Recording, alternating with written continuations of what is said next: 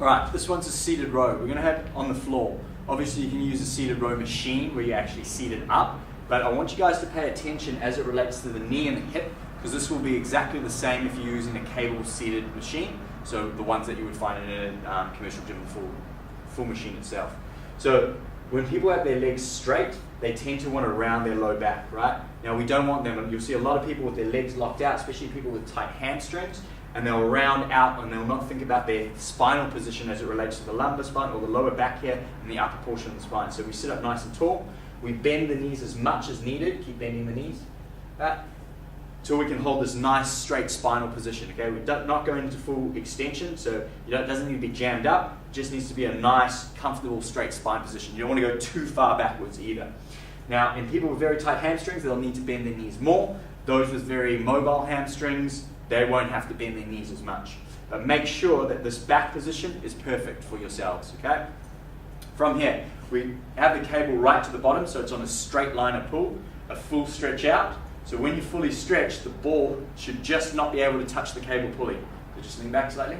So it just doesn't touch at a full stretch with the shoulders fully rounded out forward and the shoulder blades moving around. The cable ball can just not touch the cable. Now from this, we initiate the movement with the shoulders back and down, and then we move, so go 40.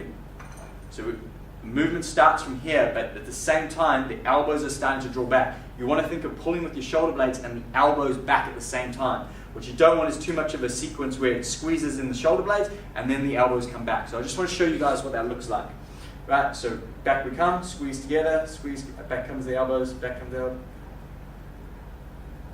Shoulder blades back, chest up towards the hand.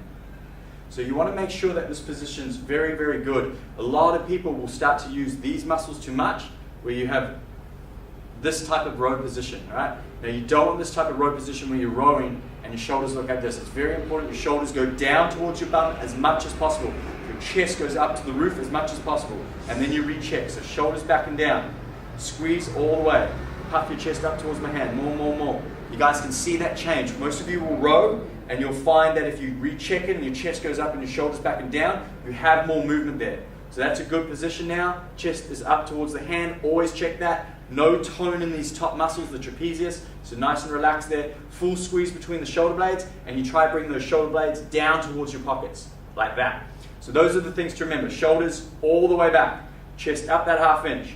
Full squeeze between the shoulder blades. Shoulder blades down towards the pockets. Out we go. Let's see what a couple reps look like in real time. Full stretch.